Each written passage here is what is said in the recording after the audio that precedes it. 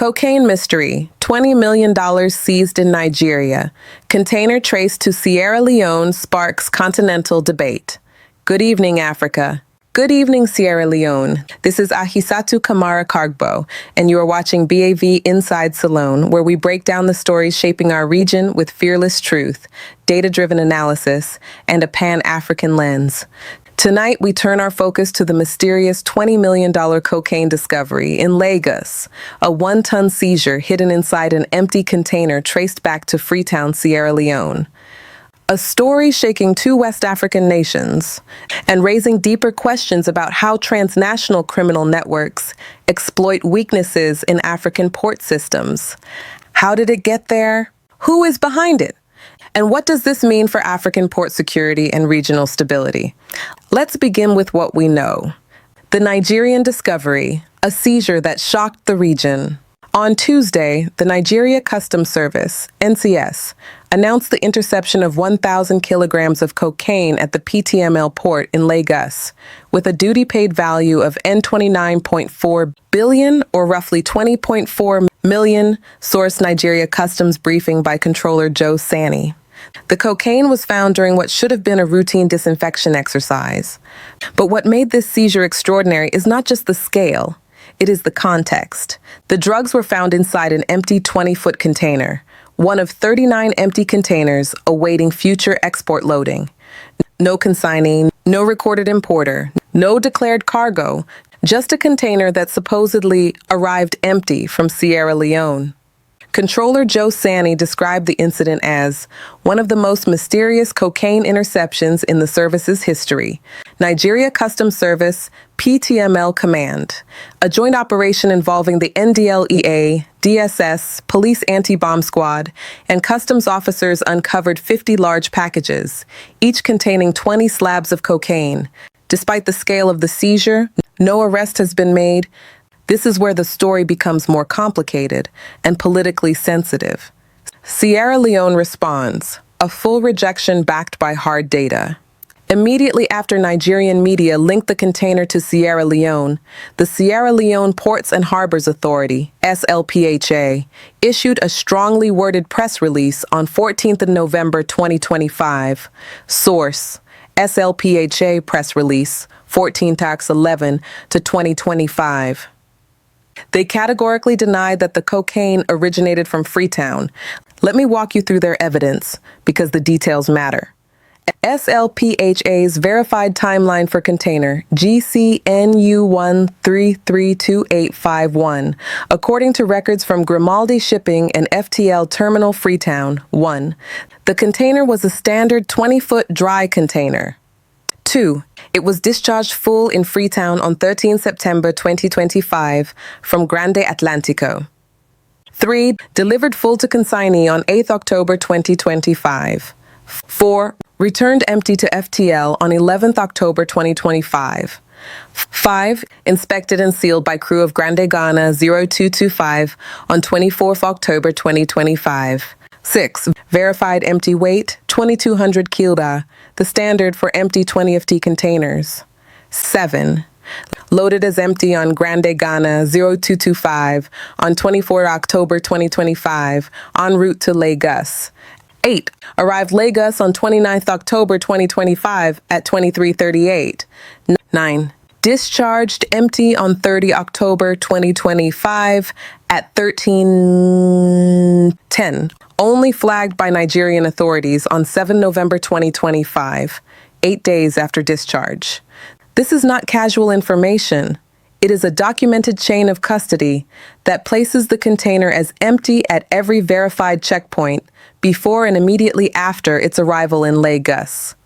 So, Sierra Leone is essentially asking if the container was empty when it left Freetown and empty when it was discharged in Lagos on October 30th. How did 1 ton of cocaine appear inside it 8 days later? This is now a major diplomatic and security question. The Africa-wide picture, a region under siege by international cartels. Let's zoom out. Across Africa, major cocaine seizures have surged by over 700% in a decade, according to UNODC and Interpol data.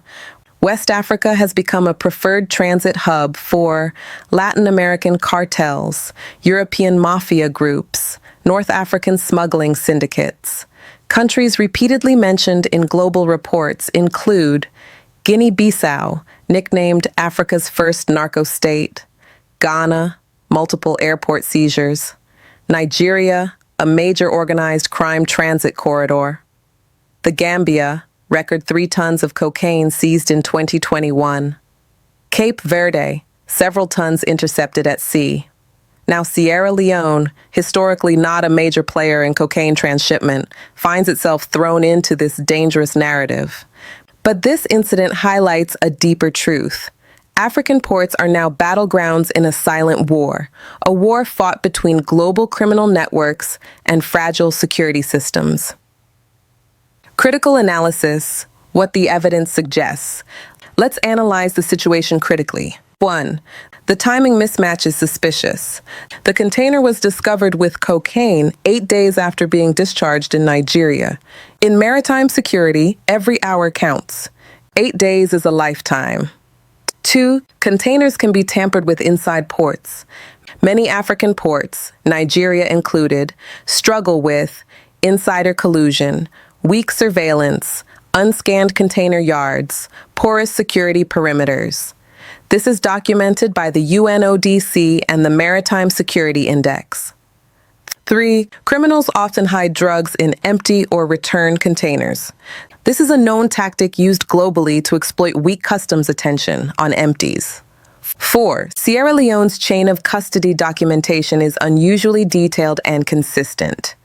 From terminal return documents, sealing records, vessel officer signatures, empty weight confirmation, time-stamped movement records, SLPHA's evidence is coherent. Meanwhile, Nigeria Customs has not yet published CCTV logs, seal integrity reports, seal number comparison, yard movement logs, container scanning history, chain of custody from discharge to seizure. This gap is significant. 5.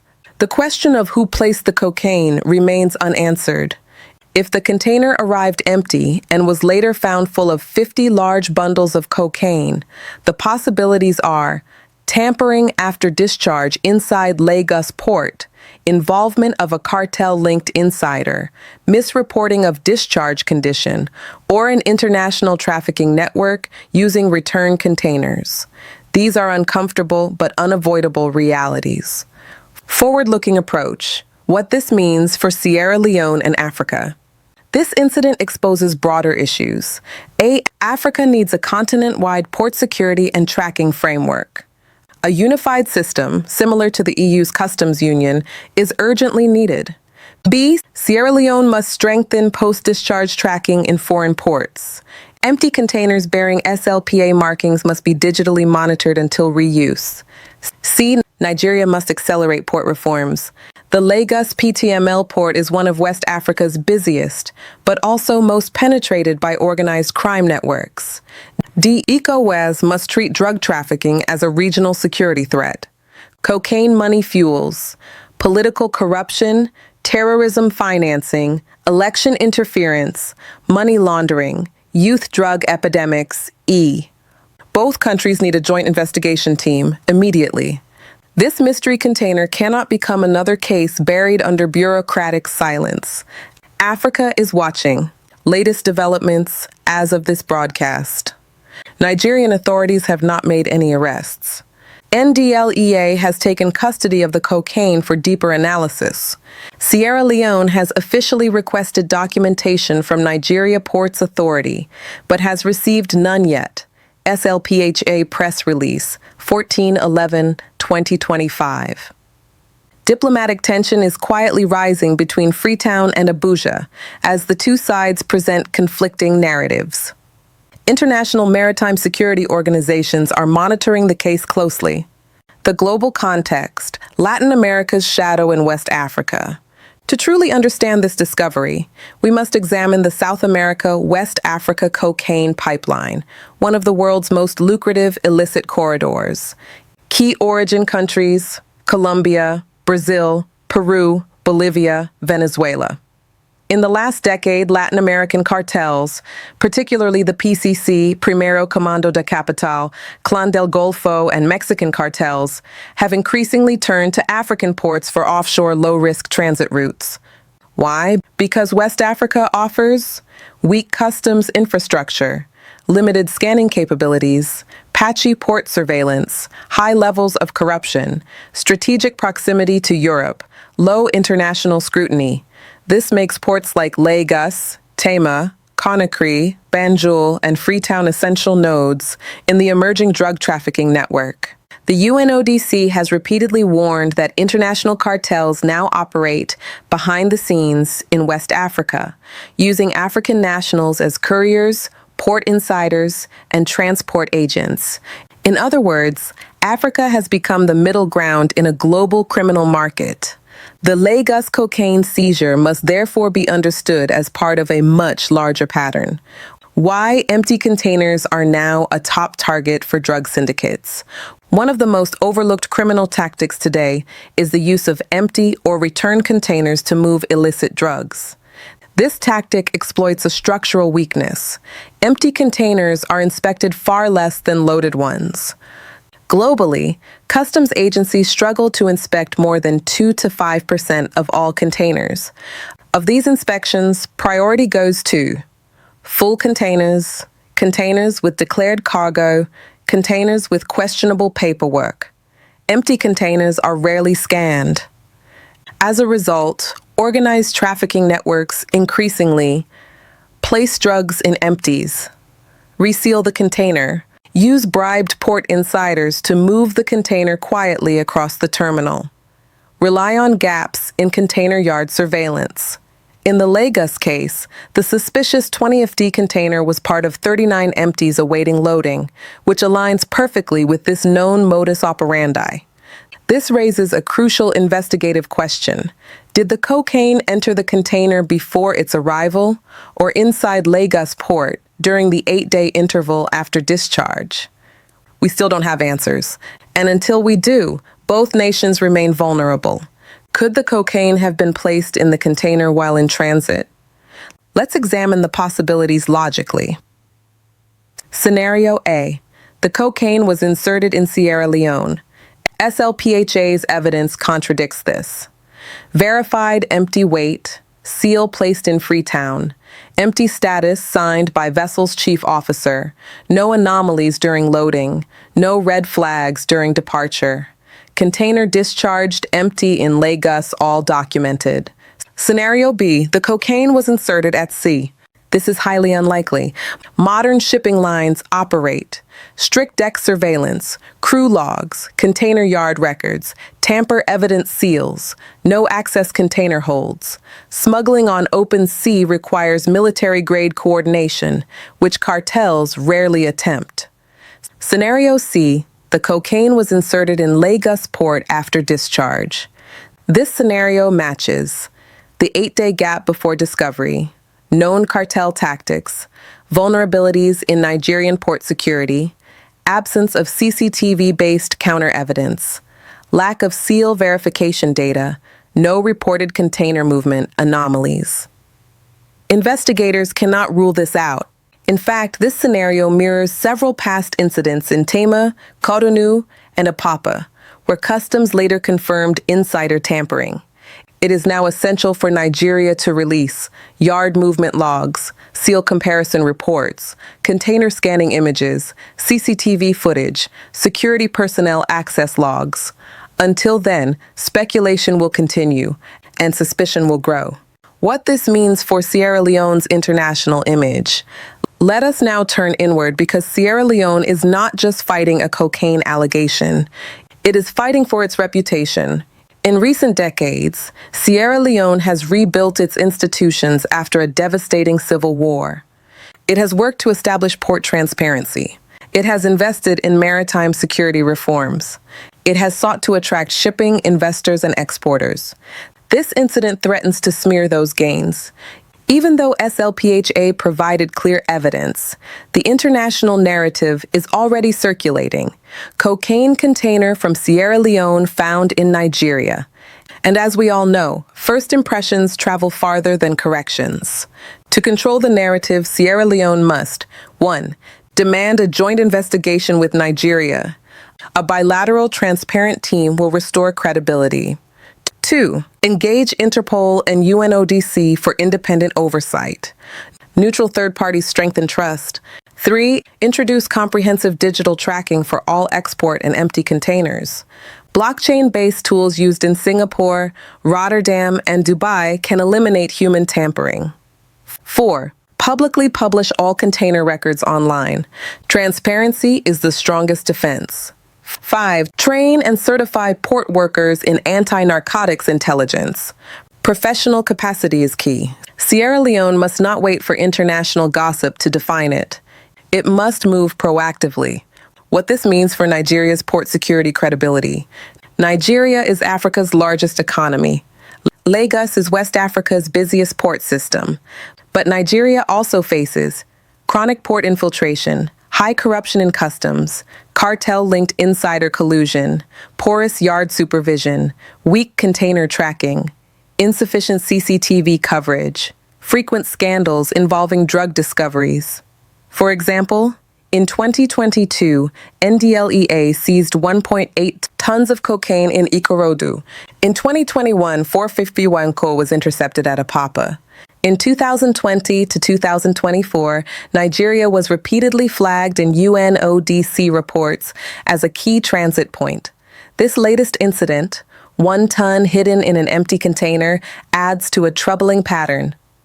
To protect its regional leadership, Nigeria must initiate internal anti-corruption review, top-down port reforms, a full audit of PTML container yards, prosecution of insider collusion, modern scanning technology for empty containers, real-time digital monitoring systems. The world is watching Nigeria's next move. This is a test of credibility for both nations. The bigger question: where was the cocaine headed? This is arguably the most crucial element of the story. Cocaine worth $20 million in Africa is worth $70 to $90 million in Europe, $150 to $200 million in Australia, $250 to $300 million in Japan. Nobody moves 1 ton of cocaine just to store it in Lagos. This is international trafficking. The likely destinations include A. Antwerp, Belgium, Europe's biggest cocaine gateway. B. Rotterdam, Netherlands, a known hub for West Africa shipments. C. Valencia or Algeciras, Spain's strong cartel networks already operate there. D. Sicily or Naples, Italy home to mafia networks, working with West African intermediaries. E. The UK, a rising market with high street value. And in all of these routes, West Africa serves as the transit zone. So whoever moved this cocaine was not operating at a local level. This was a major international syndicate, possibly involving Guinean networks, Nigerian traffickers, Latin American suppliers, or a combination of multiple groups. This is bigger than both countries. What happens next? As of this evening's broadcast, NDLEA is analyzing the cocaine's chemical fingerprint. Sierra Leone is awaiting an official written response from Leone Ports Authority. International intelligence agencies are requesting data. Questions surround the unexplained 8-day delay. Pressure is building on both governments to act decisively. This case is no longer just a port issue. It has escalated into a regional security crisis with diplomatic implications. And the truth is, the longer answers are delayed, the louder the speculations will grow. The hidden economy of African ports, a multi-billion-dollar parallel system. To understand how this type of cocaine infiltration is possible, we must first understand African ports. Not the ports on paper, but the ports as they truly operate.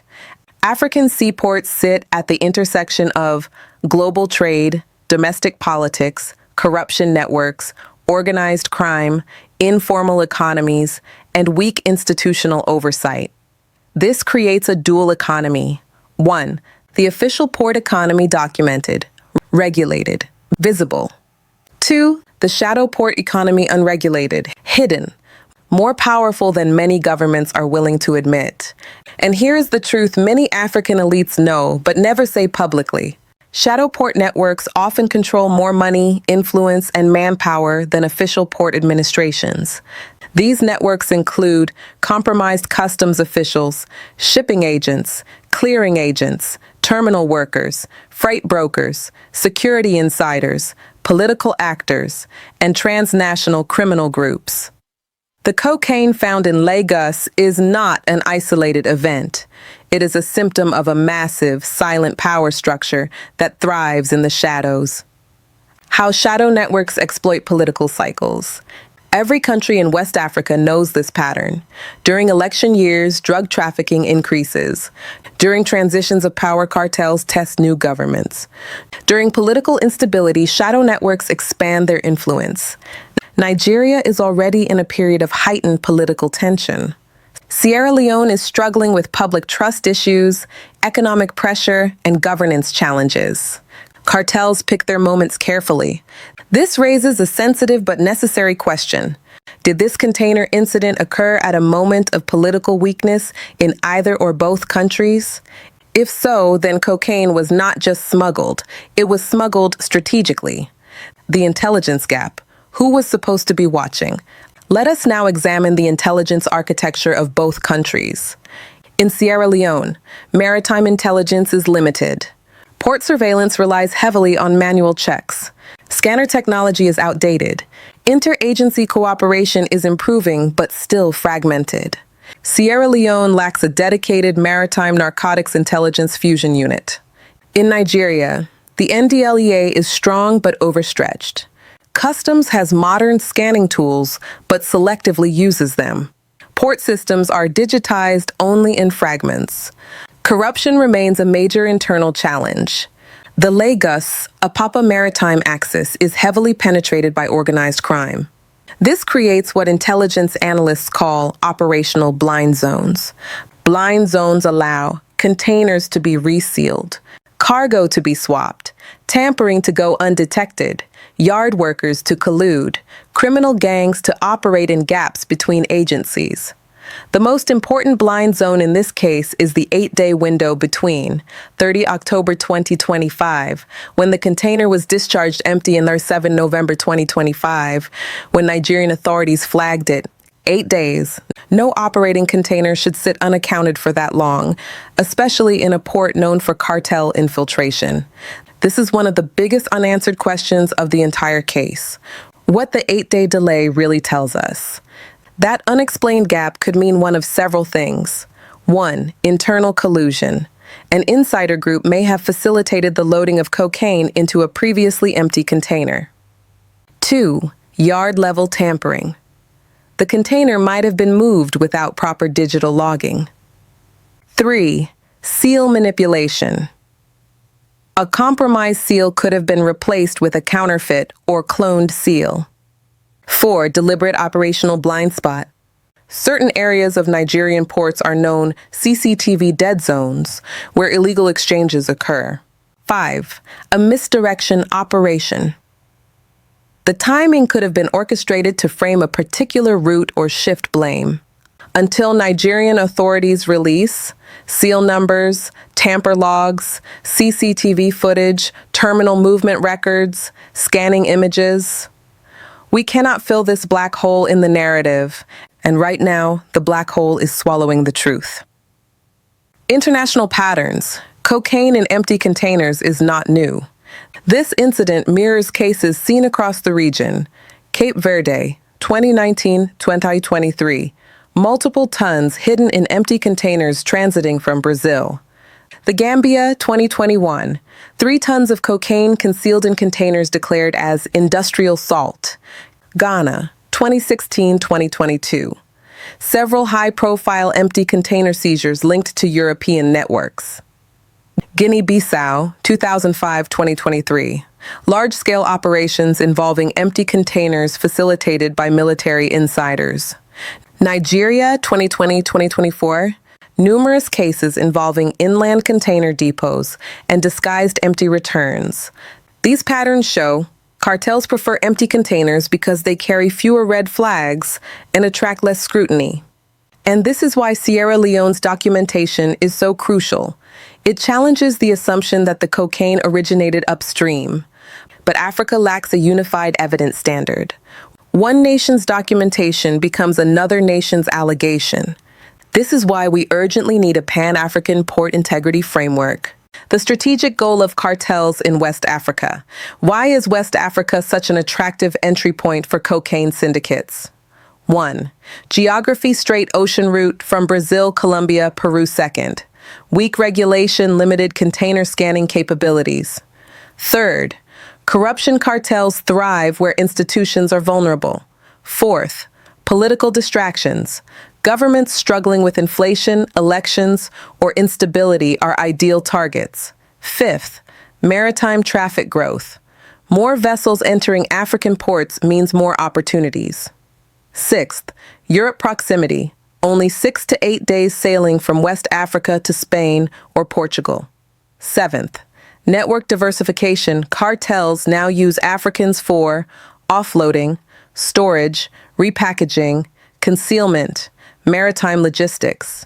This makes Africa not just a transit zone, but an operational ground. The Lagos discovery is part of a larger continental chess game. The possible political implications for Sierra Leone. We must ask, what happens if the international community assumes Sierra Leone's involvement?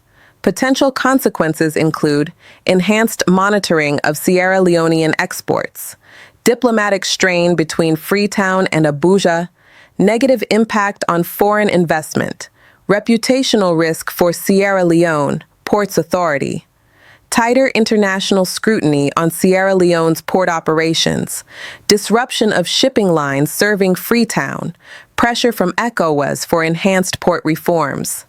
Sierra Leone cannot afford even the perception of complicity. This is why SLPHA's swift release of evidence was so important. It sets the foundation for diplomatic defense, but Sierra Leone must follow through with transparency, aggressive communication, international engagement, proactive reforms. Because in global maritime security, silence is guilt. Who is behind the cocaine? Because cocaine doesn't move itself. 1 ton doesn't appear by accident. And this level of trafficking is never a one-man operation. It is the work of a network, a powerful, well-financed, deeply connected network. Let's dive in. The cartel connection. Which networks are most likely behind the shipment? Based on historic patterns, UNODC reports, European intelligence dossiers, and West African seizures over the past decade, 4 major criminal ecosystems operate in the Gulf of Guinea corridor. A. The Latin American syndicates. These include Primeiro Comando da Capital, PCC, of Brazil, Comando Vermelho, Clã del Golfo, Colombia, Mexican intermediaries working behind the scenes. These networks use West Africa as a bridge to Europe, especially via Guinea-Bissau, Senegal, Cape Verde, Nigeria, Ghana. Latin American networks often send large shipments, hidden in containers, with maritime insiders using compromised shipping agents. The scale of this Lagos seizure, 1,000 kilograms, fits their pattern.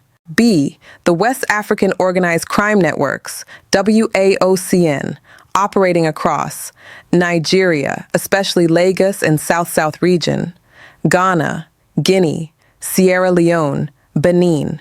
These groups specialize in infiltration of ports, forging customs seals, container tampering, bribing terminal workers, inland distribution.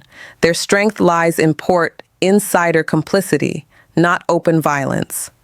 C. The North African and Sahel corridor groups. These networks are closely tied to Malian traffickers, Mauritanian smugglers, Algerian intermediaries, Libyan routes. Though mostly land-based, some syndicates collaborate on maritime shipments. D. European mafia networks, especially the Italian 'Ndrangheta, the Camorra, Spanish Galician cartels, Dutch-Portuguese syndicates.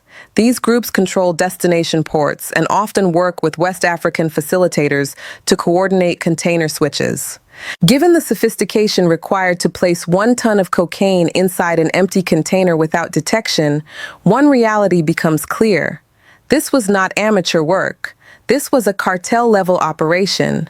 The question now becomes, did the network operate inside Nigeria, inside Sierra Leone, or across multiple jurisdictions? We still don't have answers, but the clues point strongly toward post-discharge tampering in Nigeria's port environment, where infiltration is highest.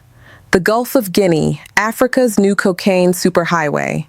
For years, the Gulf of Guinea was known for piracy, illegal fishing, oil theft, maritime insecurity.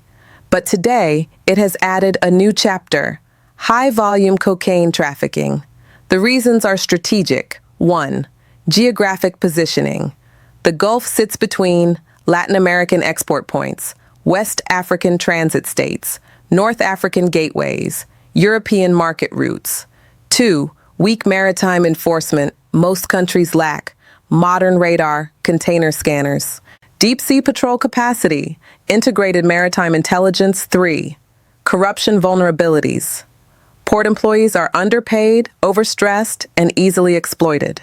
4th, high cargo volume. More cargo means more hiding places and lower inspection rates. 5th, international demand. Surge Europe's cocaine market is now larger than the U.S. market, creating enormous profit incentives. The container linked to Sierra Leone and the cocaine found in Nigeria must be viewed against this regional backdrop. This is not simply a bilateral issue. It is part of a global trafficking ecosystem reinforcing itself through African vulnerabilities. The quiet players, shipping lines, terminal operators, and private port security firms. Another rarely discussed aspect is the silent role of private terminal operators, global shipping lines, contracted security companies, container logistics providers. In this case, FTL, Freetown Terminal Limited, Grimaldi Shipping, PTML, Port and Terminal Multi-Services Limited, Nigeria. Various Nigerian private security entities all play crucial roles. These companies manage container unloading, yard movement, sealing, digital tracking, cargo scanning, and security protocols. Yet many African ports depend on fragmented systems, manual records, analog documentation, handwritten logs, unintegrated CCTV, parallel communication channels. This fragmentation creates perfect conditions for container diversion, identity swapping, internal collusion, selective scanning, seal replacement. When multiple private companies and government agencies operate inside a single port, accountability becomes diluted. And when accountability is diluted, cartels thrive. The political layer. Could there be high-level protection? One of the uncomfortable questions in any major drug seizure is, who benefited politically or financially from the operation? It is a well-known but rarely spoken truth in West Africa. Large volume drug movements often occur with political or institutional protection. Examples include Guinea-Bissau's government complicity, documented by UNODC. Nigerian politicians linked to past cocaine scandals. Ghanaian officials implicated in airport trafficking cases. Senegal's high-profile container scandals involving elites. Cape Verde's police-politician captain collusion cases. So we must ask, did someone inside Nigeria's or Sierra Leone's political or port ecosystem have knowledge of this operation? We do not yet know. But 1 ton of cocaine is not a street operation. It requires intelligence, financing, protection, logistics, insider access, coordination, political blind spots. This is why ignoring the political dimension is not an option. Not for Sierra Leone, not for Nigeria, not for ECOWAS, not for Africa. The Sierra Leone angle. Why criminals might try to use Freetown as a decoy. One emerging theory is that the traffickers may have strategically used a Sierra Leone container to misdirect authorities. Why? Because Sierra Leone is not viewed as a major cocaine transit point. Freetown's port has relatively fewer international scrutiny alerts. Criminals may believe Sierra Leone documentation carries less suspicion. A container marked "from Sierra Leone" might be scanned less aggressively than one from Brazil or Guinea-Bissau. This technique is known in intelligence circles as a route laundering tactic. Traffickers intentionally select lesser-known routes, smaller ports, low-profile terminals, containers with clean histories. In this sense, Sierra Leone may have been used rather than complicit. This would also explain the empty return status, the discrepancy between discharge and seizure, the long window before discovery, the lack of any linked consignee. If Sierra Leone was used as a decoy transit point, then this case becomes even more serious, because it suggests that cartels now view Sierra Leone as a soft entry point into the Gulf of Guinea cocaine corridor. This is a major warning sign. Why ECOWAS must step in. This incident is no longer a bilateral disagreement between Freetown and Abuja. It now fits squarely into ECOWAS's maritime security mandate, transnational crime framework, regional drug control strategy, economic integration agenda. ECOWAS must intervene because, 1. Drug trafficking is a destabilizing force. It fuels corruption, terrorism financing, political capture, organized crime, youth addiction crises. 2. The Gulf of Guinea is now a shared risk zone. 3. Sierra Leone and Nigeria need an impartial referee. 4. The case risks escalating into diplomatic tension. 5. ECOWAS must enforce new port protocols. This is not a time for silence. It is a time for coordinated regional action. The intelligence web. Who should have detected this? A major cocaine shipment of 1,000 kilograms passing through West African waters touches the jurisdiction of WAPIS, West African Police Information System, ECOWAS Early Warning Directorate, Afropol, Interpol, West Africa Bureau, National Intelligence Services, Sierra Leone and Nigeria, Maritime Security Coordination Centers.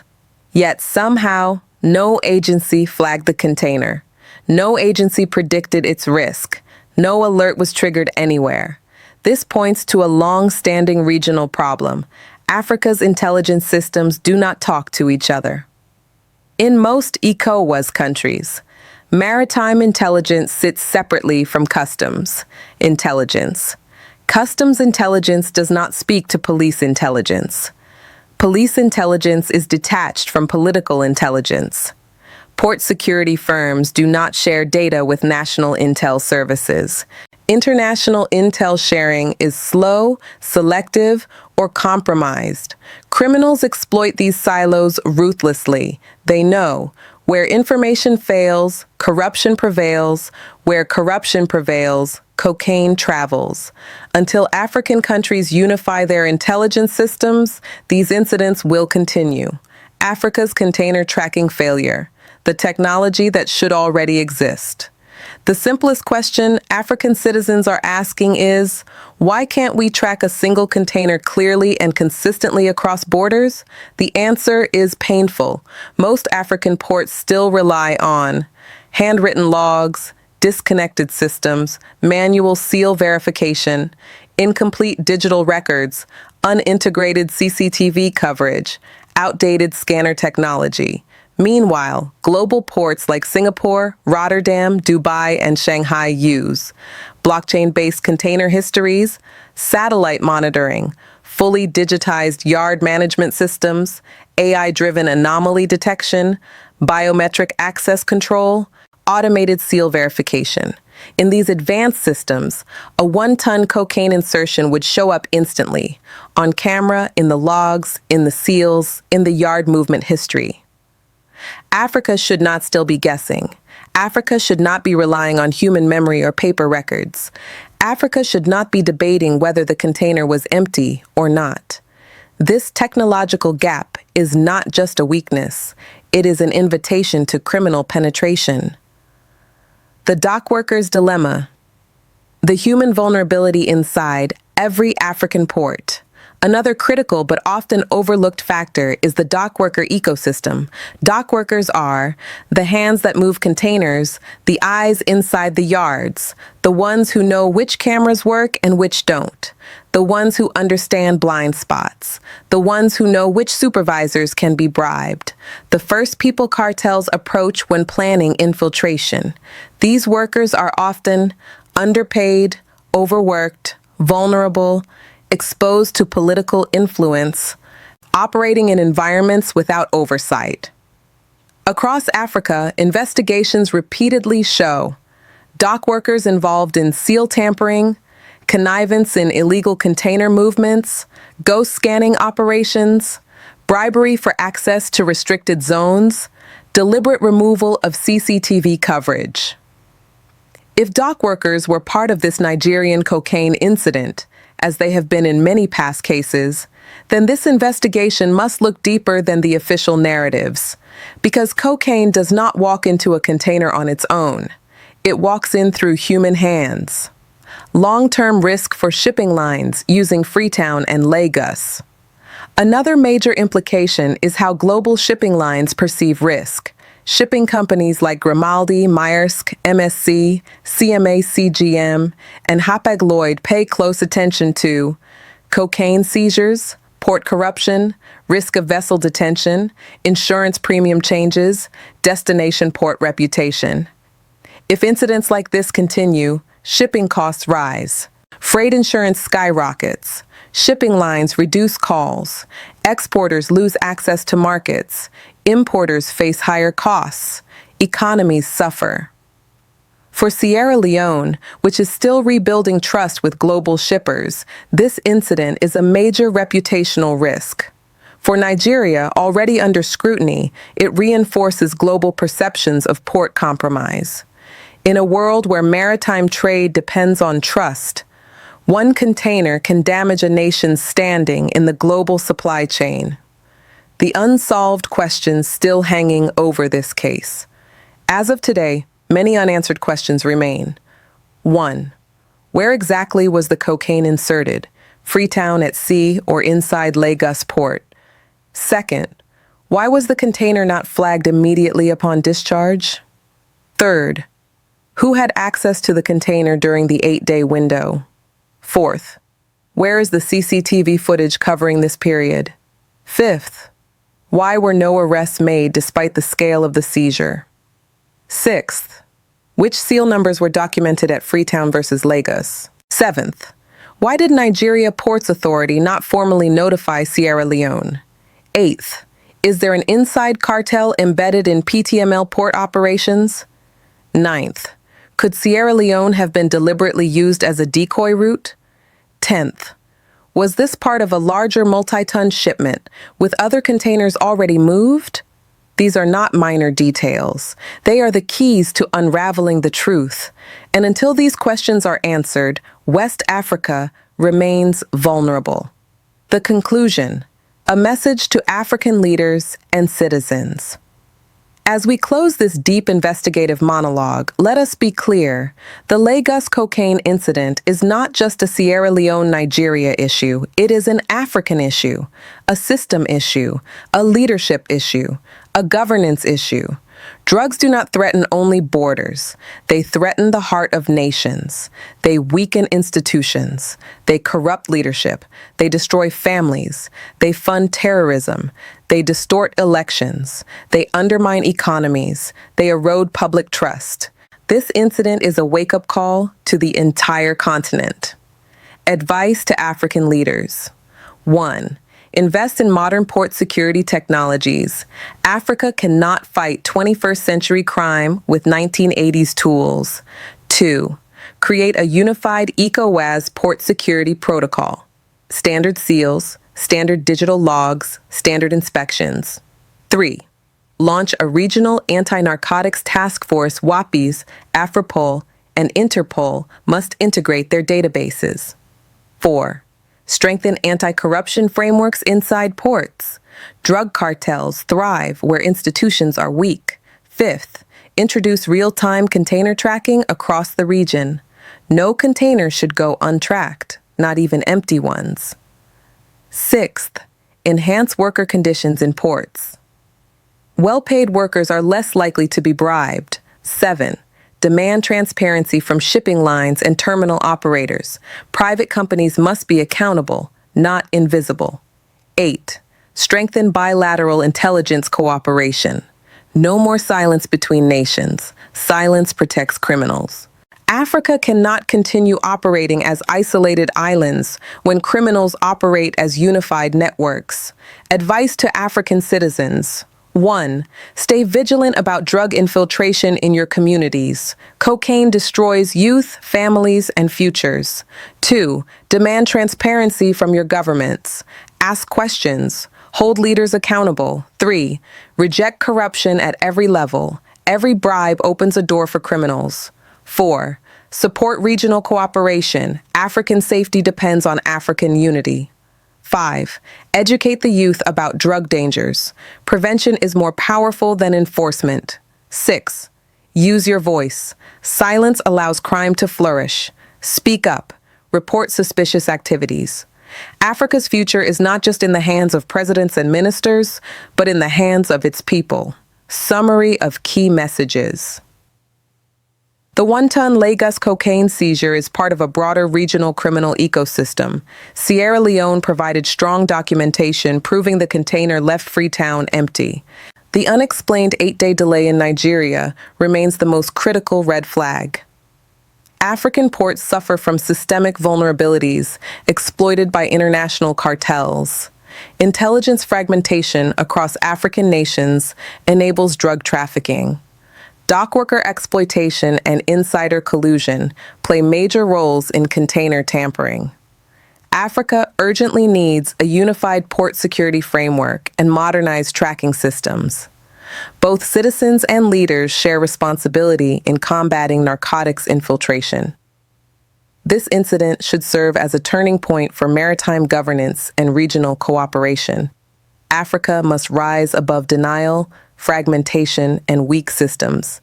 Africa must embrace transparency, technology, and unity.